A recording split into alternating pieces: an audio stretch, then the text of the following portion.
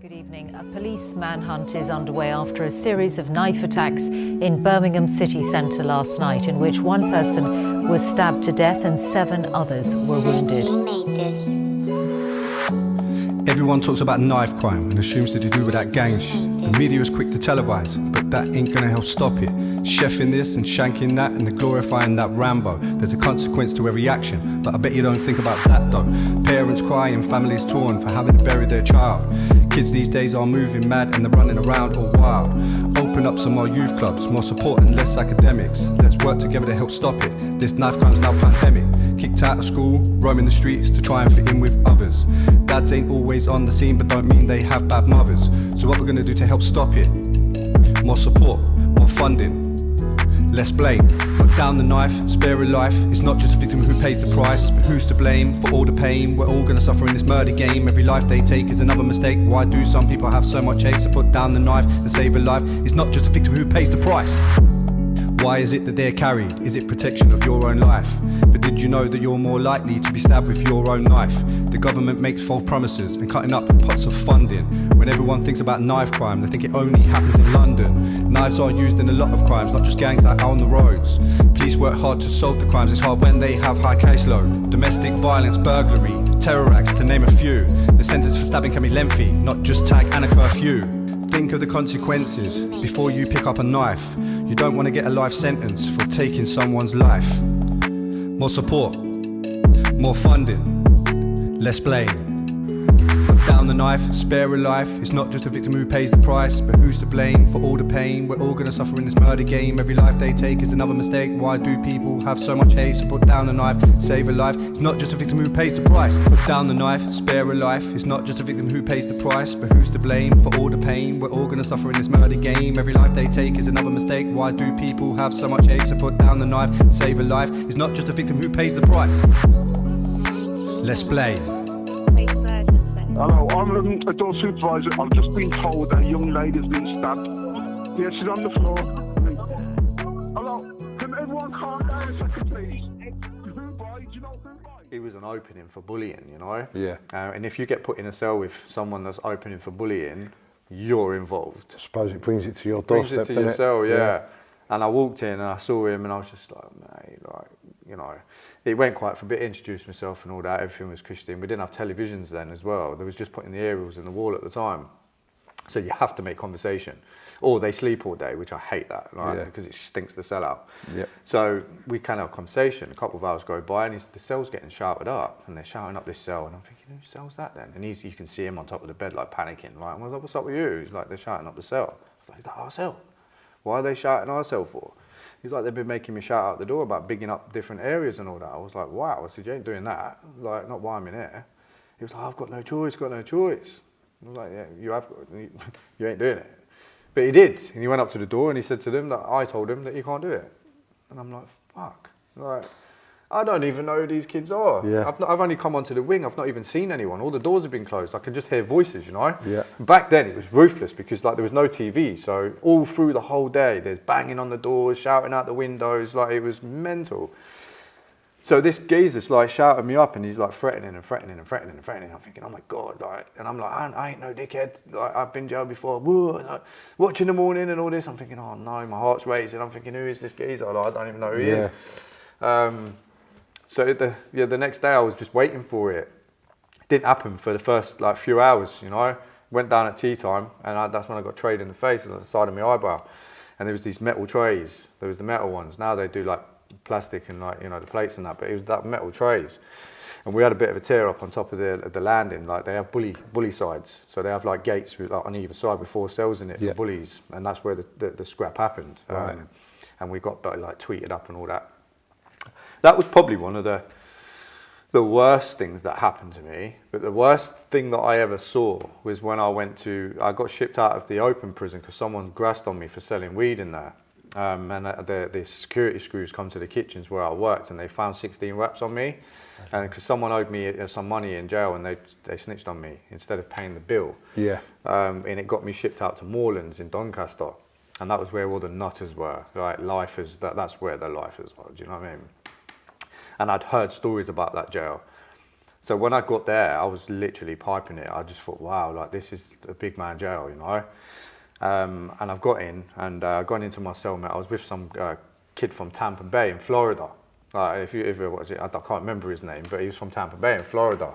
He used to do this mad thing with a towel, and he used to be rubbing his afro, and it would turn into like little balls on his head, and he'd be constantly doing this. I'm like, why do you keep doing that? And after a while, I'd see why it was working. He had all these like little balls on the top of his head, and that's exactly how he wanted it. You know what I mean? Like massaging his afro and that. I thought, wow, that was strange, but he was a good lad. So I went into the shower. I had a shower.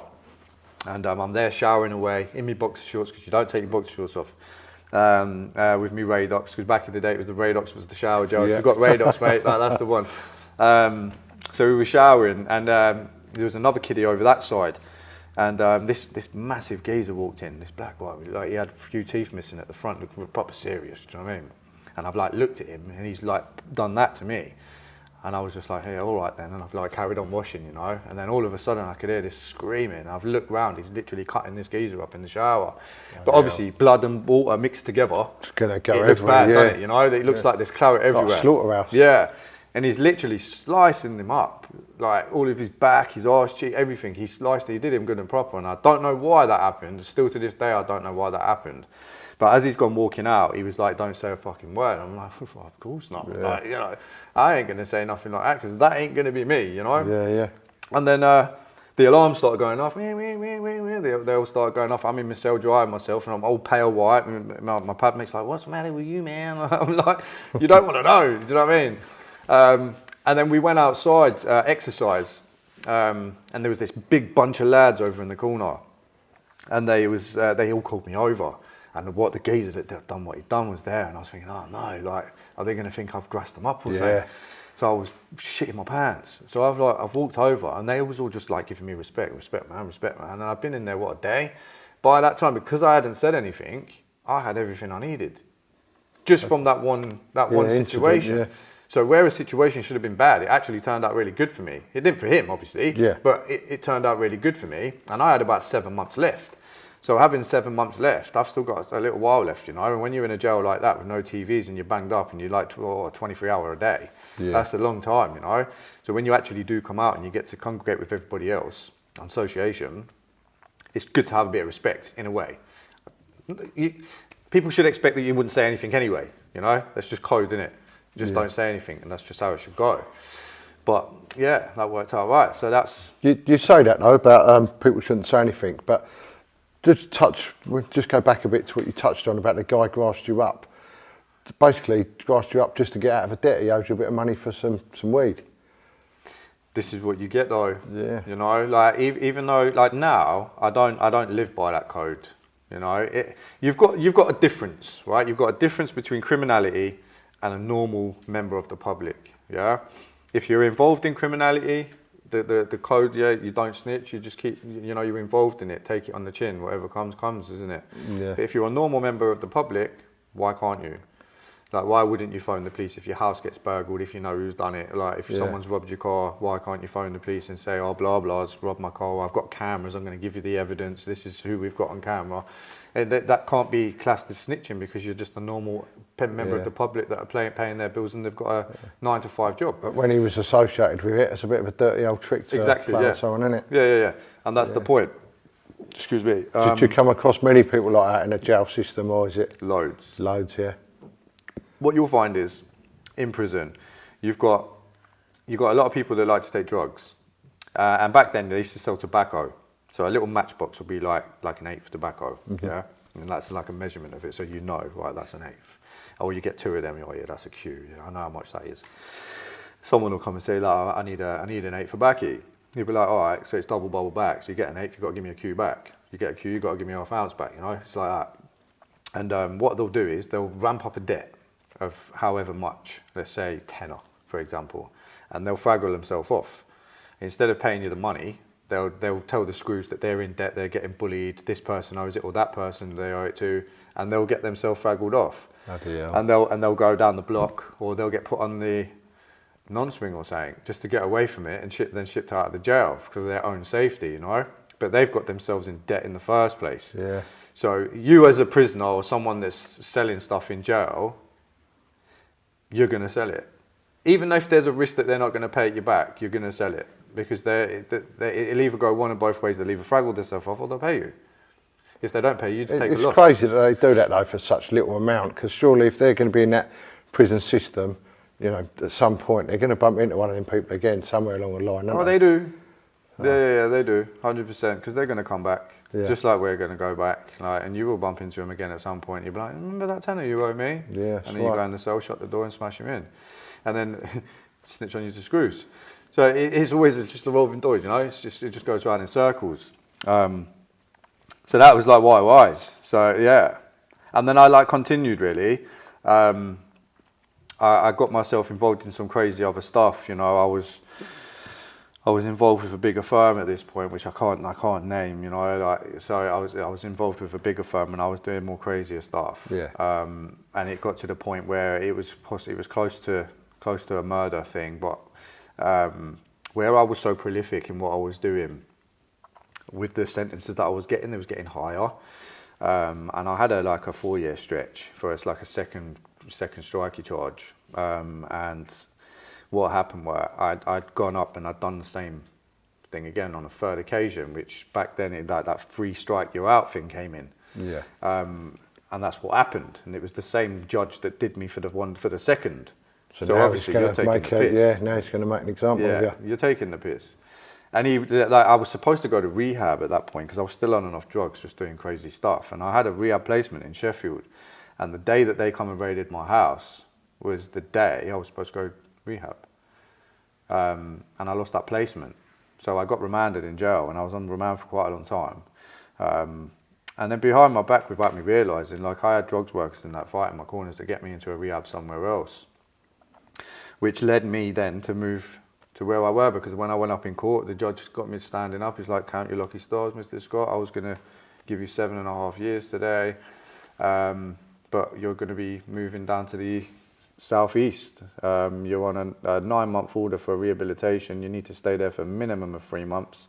You'll come back up in front of me and I'll give you the 7.5 I was planning on giving you. So I was just like, oh, that's a touch, mate. Like, I'll go and swerve that straight away. Go to rehab, do the rehab. That'll be a piece of piss.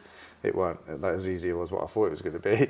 So I got there and I thought I'll last the 3 months and then I'll chip. But then they banned me from Nottingham for 3 years.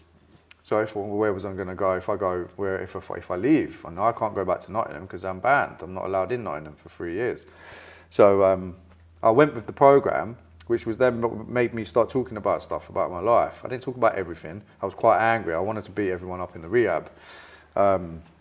Even staff, some of them, like they'll remember.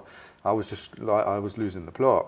But I ended up staying. So I stayed where I were, but it didn't change me life-wise, like mindset-wise. The stuff that I was doing, I was still continuing to do the same as what I did before.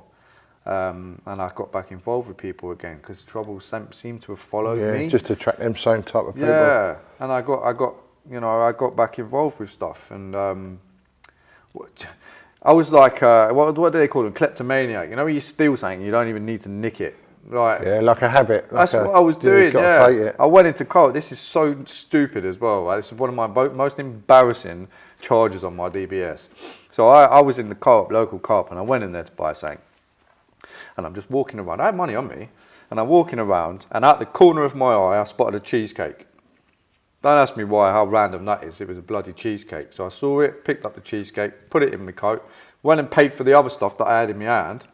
But at the time when I put the cheesecake in my pocket, there was police officers outside the window and they was mirrored. So I couldn't see them, but they could see me. I didn't know that. So I paid for my stuff, and as I've gone walking out the door, 2 police officers have stood there. And I'm like, oh no. And I'm thinking, no, the cheesecake. So there was like, we've just seen what you've done through the window. So okay, what you got in your jacket? And I've literally, like, had the embarrassment of it. I've pulled out a cheesecake and it was like £1.99. You know, like, I've got money, man. Let me pay for it. And they was just like, no, we're arresting you. Like, it has to be suspicion, obviously, even though they've just caught me doing it. I don't understand why they say that.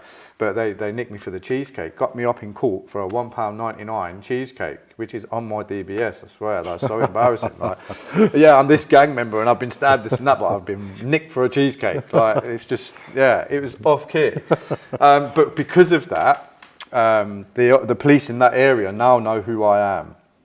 So they've seen my depths on their systems and stuff, and they've seen all this stuff I've been involved with. And they now know that they've got the rogue Carl Scott in East Sussex. Let's keep an eye out for this guy, which they did. So I did try and turn my life around a little bit, and I got myself a driving license, and I did things properly. The minute that I come off a ban, because I was banned for years, and I think it was 2007 my ban ended. So the minute that 2007 my ban ended, I went and did my driving lessons. Your insurance must have been through the roof. When it was quite high at the start, yeah. For all the bans. Yeah. But it was cool. I was quite prepared to do that because I had a driving license and I was legal. Right. And I'd be driving through my area, and they'd pull me over all the time. The minute that they drove past me and they saw my mush, they'd pull me over in Sainsbury's car park, traffic police all coming, people staring at me out the windows and that. I'm thinking, oh my God, this is embarrassing. I've got insurance. No, you ain't. Yeah, I have. Then the traffic would come. Yeah, he's got insurance. Yeah, I fucking told you I've got insurance. So they was just terrorising my life. Pinpointing you because I knew you what you was involved in. Yeah.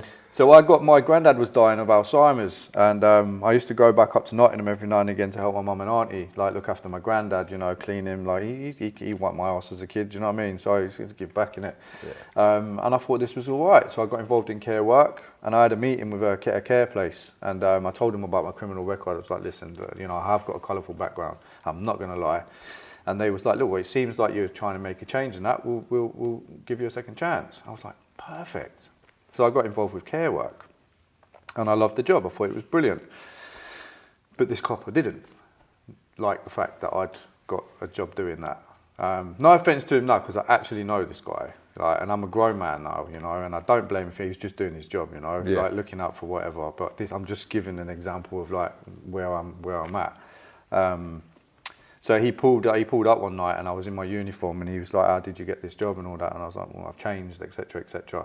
So he's gone into my work and wanted to see my application. Chased on my DBS, because they employed me without my DBS coming back for about 9-10 months. And I was employed. I passed the first check. I think they call it a POVA check or something. I passed that, but the DBS, because I've been in and out of prison and homeless and all that, it was just taking months for it to come through. Yeah. And he managed to chase that up. And the minute that came in, they sacked me. Like straight away on the spot, because they thought it was a little bit, why are the police coming in to find out about like what's this guy up to? Didn't want the attention drawn to him too much. So they sacked me. So from then I thought, right, okay, if that's how it's going to be, I'll just get back involved in what I know best, and that's what I did. So I started selling drugs again. Yeah. Hard drugs, selling heroin and crack. And that all came about because I saw this kid in town. He was a new face, not seen him around before, and I was out and about in my area all the time, like in the pubs and stuff, and I seen him getting into a tear-up, and his friends had run off and left him. So I thought, oh yeah, typical, do you know what I mean? So I took that advantage of that, and I jumped in and helped him and like bashed up this kid. And the week after, he come up to me, he was like, nice one for like helping me out, blah, blah, blah. He was like, are you looking for any work? I said, what kind of work? And he was like, work. And I was like, yes, I am. So that's how I started selling the drugs again. Getting back into it. Yeah, for a firm in Hackney. And that's what I did that for about a year. And then the police got me on the seafront, undercovers, got me on the seafront and nicked me for it. And I had a charge for intent to supply. Ended up back in jail again. So where I'd thought I'd kind of changed it. Tried to get out of it and fell back straight into it. Straight back into it, yeah. Just a quick question there. So obviously, when you come out of jail, obviously you're finding it hard to be able to get a job and turn because of your history was sort of basically biting you in the backside, wasn't it? Yeah. Do you still have problems with that now, or is that sort of Yeah.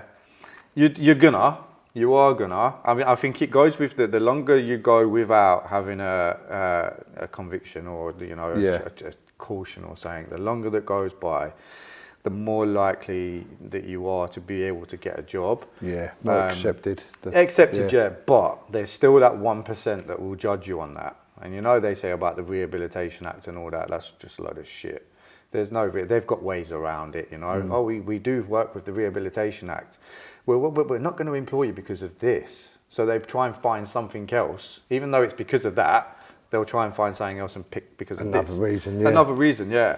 So I always had problems getting jobs, so I'd never really bothered to apply for any. I'd just continue to do what I did best, sell drugs. Yeah. That was the easier way for me. And it's cat and mouse, isn't it? You know, it's you against the police. You just, if you want to go and meet someone on that corner, just make sure you're in and out sharpish, and then you're gone. Only take out what you need to take out, because you could either swallow it or dash it away quickly before you get nicked. You go out with if you're silly enough to go out of a bar, so that's your fault, isn't it? So yeah, so I got another sentence, and I got out end of 2013, and then from then, I'd had enough. Because that was a hard sentence for me, because I had kids now. Yeah. I suppose as well, like once you've got kids, it's not just your own self to keep, is it? You're thinking about them and who's looking after them, etc., etc. Yeah, and it makes you like you feel different. Like it's the difference of how you feel, and like in mentally as well. It was just like, oh my, like it wasn't for me anymore. You know, like, yeah, I suppose like you say, you're not just affecting your own life now, you're affecting others as well. 100%, yeah. You know, we're coming up with lies like, "Where's your dad?" or "Is there?" You know, it was just one of them. So that was hard doing that sentence. So I went to Lewis, and then I went to Coldenly and Surrey. And obviously, when you go in, you get on with it. You know, you do your thing, fuck around or whatever. Meet a couple of people, I make some friends and stuff in there.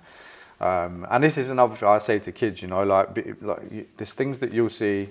I'm not here to glamorize anything about my crimes. That's why I hardly talk about my crimes, because I don't see the point. There's no need to talk about it. It's about the stuff where I've been that I talk about, to be trying to put people off of going. I can't. There's only so much you can actually say. When they go themselves, they'll realise like exactly what it's like. It's just trying to stop that from happening before they do, because they will regret it. I find as well, like youngsters that are watching, they're not going to listen to a school teacher or police officer, but someone like yourself that's been there, done it, got the T-shirt, they sort of can relate to that, can't they? Yeah. So. And I find that like, I build up rapport with kids quite quick, and I'm to the point with the kids as well, and I don't mess about. You know, they don't want to be messed about with. Just tell them how it is. You know. But when I went into Coldenly, like that spice was about then. Yeah. You know, that mad stuff that people are smoking, like. And there was this geezer, and he was, and this is when I thought different about this prison system, you know, like, because I thought, like, you know, like the screws are supposed to be there to help and support you and look out for you as much as they can, or as much as you want to get them involved, you know. Yeah. And there was this guy, and he did have a spice problem. Keith, his name was. Because that spice makes them just like zombies, doesn't it? It's like. Well, you think it does? It does. I've seen it do different things. Like, I've seen people fitting out on the floor, foaming at the mouth, like, you know, and then I've seen people literally really hyper, like they've had an ounce of coke, you know. Yeah. So, and then I've seen different behaviours of like their voice tones changing and their face looks a bit different, and it depends what one you have. There's different strengths for different ones, you know. Gotcha. Whichever was the strongest one, everyone would try and make sure that they get that one in, because people would go for it straight away. The money's there instantly. £50 in that account, this account, that account. You know, it was like everyone going around, who's got a phone, who's got a phone, I need to put £50 in this account. And you're just going around just doing that. And like spice was the thing back then, you know. Yeah. Just a little bit of a crumble was like £5. And it's just like, fuck me, you can make a killing out of that. So what was happening and I'm not trying to like pin out people's ways of getting it into jail, but how we was doing it was like Rule 39 letters. So screws can't open Rule 39 letters. They're solicitor letters, they're private. You'll get some screws that are lazy and some screws that are Jobsworths. The Jobsworths one, obviously they're doing their job. Sweet, you're being paid for that. But we want the ones that are lazy. Because when you get your letters through, the screws have to literally hand you that Rule 39 letter, the solicitor letter. They can't open it. They would say to you, open it in front of us. The lazy ones would never say that. So they give you the letter. And it's like, oh, you've got a solicitor letter here, Scott. All right, yeah, sweet. Do I open it? No, go on, mate, you're all right.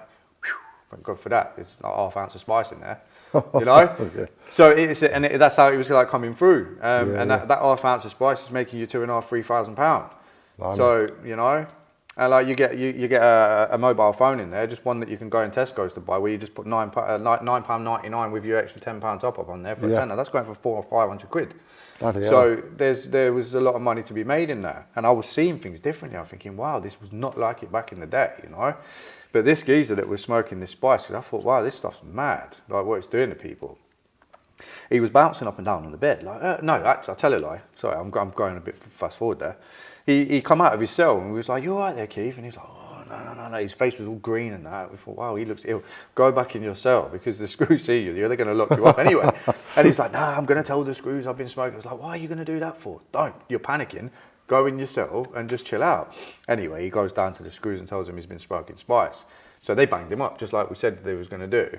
We could hear a load of screaming and yelping like, from the cell. We thought, what's that? So we've like walked and like opened up his flap and he's bouncing up and down on his bed.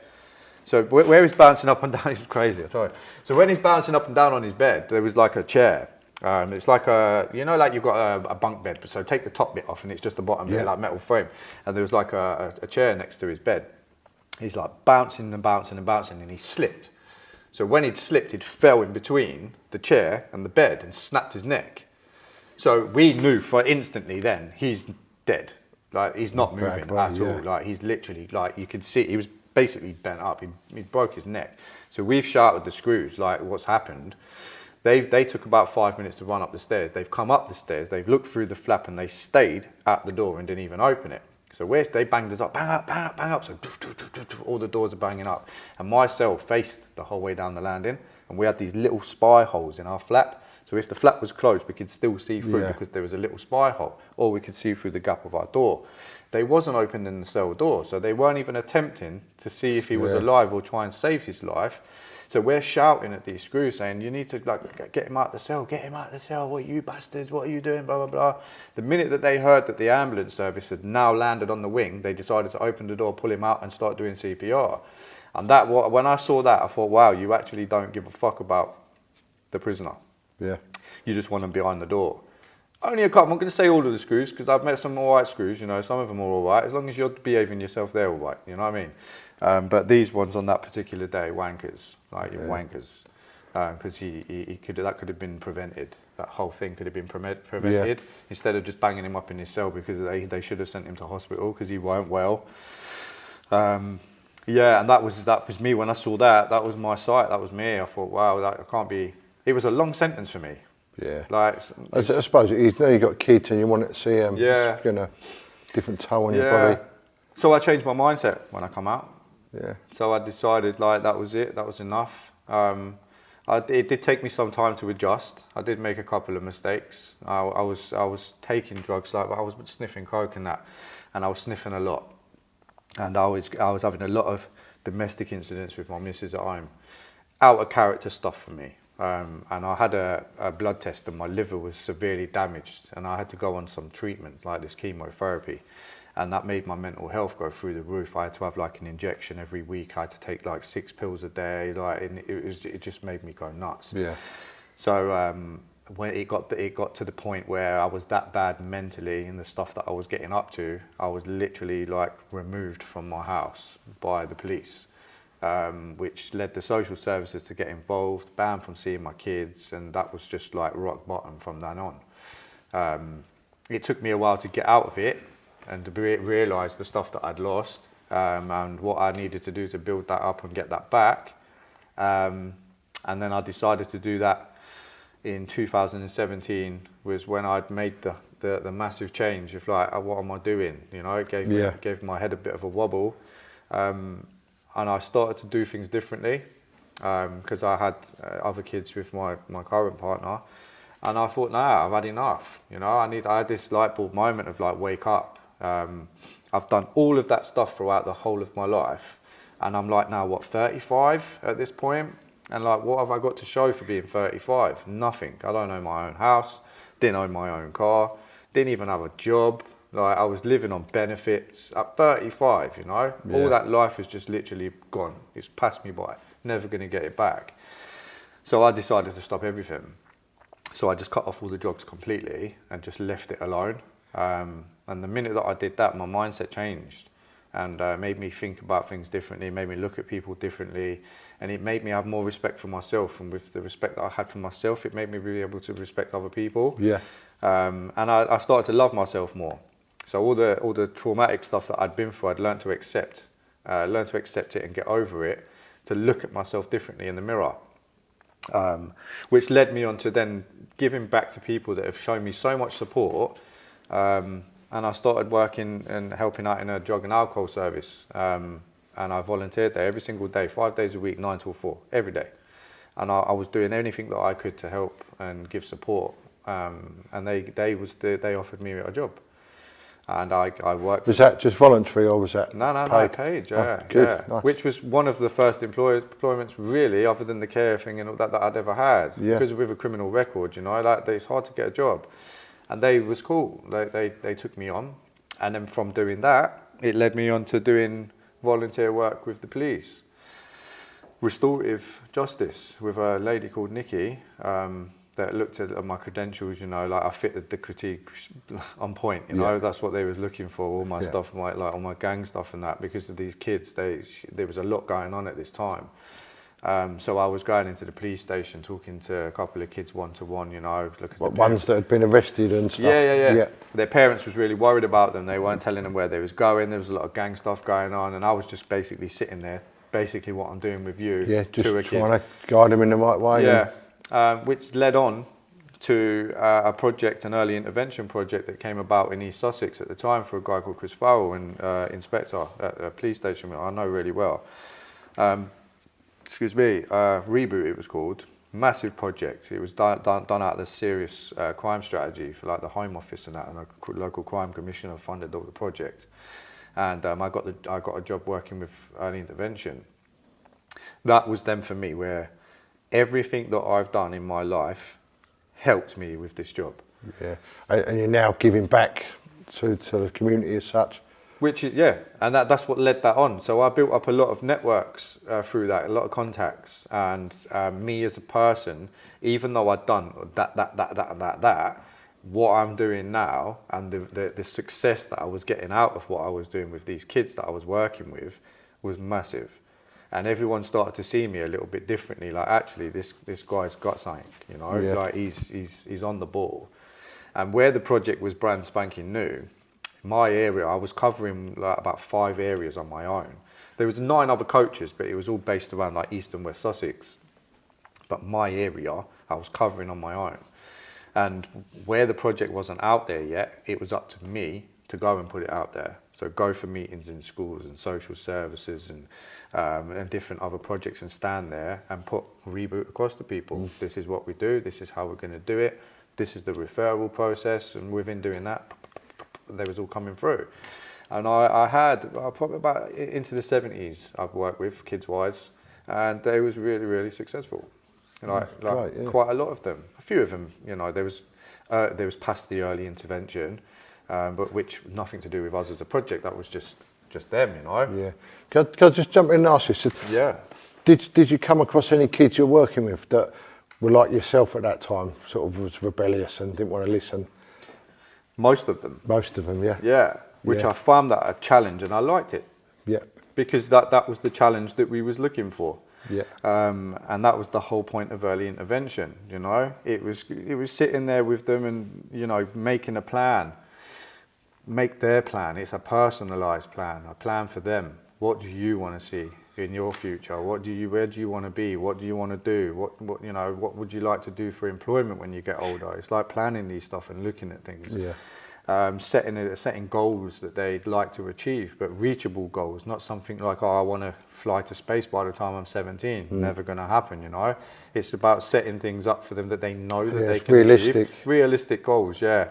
And it could be something as simple as, I've always wanted to go boxing, but I've never been and walked through the door because I'm too nervous to do it on my own. Okay, sweet. I'll find you a boxing gym and I'll take you. And that's what I used to do. And then we'd sit back a week later when we're doing his one-to-one. What out of these goals, which one have you achieved? Oh, you've achieved all of them. Brilliant. Well done. So that's given them now a boost that because they can do all this, they can do anything that they want, anything that they can put their mind to. So that's what that job was based around. Yeah. So because of the knife crime, the knife crime that I'd been through, being a part of and victim of as a child, I'd then set my mind on, you know, trying to help kids as much as I can with what stuff's going on in the community. Try and keep as many people safe from it as possible and try and get the message out there, not only being about my story of what I've lived, not even just about the knife crime, just everything surrounded it, because all the stuff surrounded it led to it. Of course, yeah. So if I can help try and prevent that, I can't save everybody, you know, and it's not just me that does it. My pal Paul Stansby, he does it as well. Like his Paul Stansby podcast, he's like one of my closest pals, and obviously my mate Dave Marino. It's like we're all a big team and a big community. We do a lot of stuff to try and help as many people as possible, and try and help them, you know, break away from the stuff that we was involved in. We're the people that know about it best, you know. Yeah. So from there, like now, you know, I travel the country, and I go and do talks in different schools, and I meet with parents that have lost their children to knife crime, and luckily they allow me to film this for my YouTube, and I turn it into little documentaries, and it's just putting awareness out there for other kids to see. Like this mum has lost her 16-year-old kid. So the action, you know, that's the consequence to it. Yeah. Is it really worth it? No. How does that make you feel now, Carl, to be able to help other people? You must be quite proud of yourself to be able to sit in that situation and help others. I find it is rewarding. It is rewarding, but it is as much as I enjoy doing it, I just love seeing other people happy. Yeah.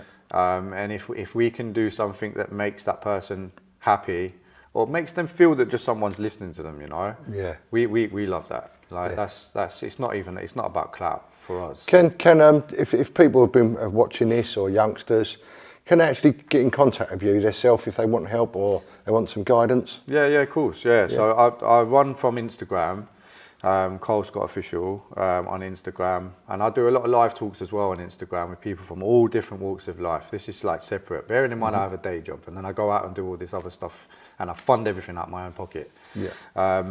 But I do live talks on Instagram as well. I always respond to messages if anyone reaches out to me.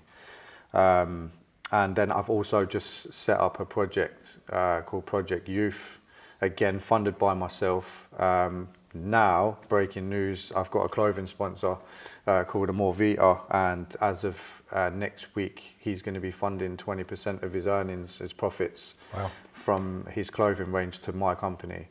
So we can get out there and do this more. Because I mean, money does get tight, you know. I put out a lot of money. If it's out of your own pocket. So where this is now going to be involved in my project with the filming, meeting different people in different areas and stuff, like that money that's going to go in, that 20% is going to help me a lot. So yeah, so thanks to Amorvita for that. You know, I appreciate everything. Are you looking for sort of sponsorship as well? If people could help you out with sponsorship? Yeah, and currently at the moment, I'm getting it off the ground. Yeah. So the minute that I get it off the ground and I get it to where I want it to be, yeah, possibly. But at the moment, I think with what I've got going with Amorvita, you know, like we've got a good relationship, and he's been supporting my journey for the last year and a half. So with what he's been doing with me, and you know, he sponsors my page, I'm on his website and stuff, and now he wants to do something with his company to help support knife crime. So I think what he's doing for me is brilliant, you know, and the same with obviously Paul Stansby as well. He's got his own foundation as well. His Awareness Be Lucky Awareness in Ipswich. So it's not just little old me in this one area. I've got stuff branched out all over the country, you know. We've got Dave, he's like, you know, South Dave hiding over there. Hello. And obviously little Miles as well. He's a good lad, and like, you know, so I've built up a big network of people all over the country, and I think, if you're just in like a little pocket, getting that message out there and you've got no way, you're just basically stuck where you are. I think the more people that you get in touch with and you network with, more networking, you've got a better chance of getting your message out there. Yeah. Carl, we'll start to wind it up a little bit now, but before we wind up, have you got any a message of advice to any youngsters that are watching? I think my advice is, don't get led by what you see on TV, what you see on YouTube, what you see with all these other boys that are out there trying to think that they've got something to prove. You know, prison might look good on TV when you're watching your Top Boys or your little YouTube small documentaries that it's this and it's that, but I'm telling you now, when you go in there, all the friends that are around you as well, like all the friends that are around you, the minute that you go into jail, they're gone. Like they're not going to write you a letter. They're not going to come and visit you, and the only person probably that you're going to be crying for in yourself that's going to visit you is your mother, and that's going to be basically it. My advice is to, you know, knuckle down. as much as like, you know, people don't like education and don't like school, and like I didn't either, but I wish I did, and I wish I could go back. Concentrate on education. Try and get as many grades as you can. It's going to benefit you when you get older.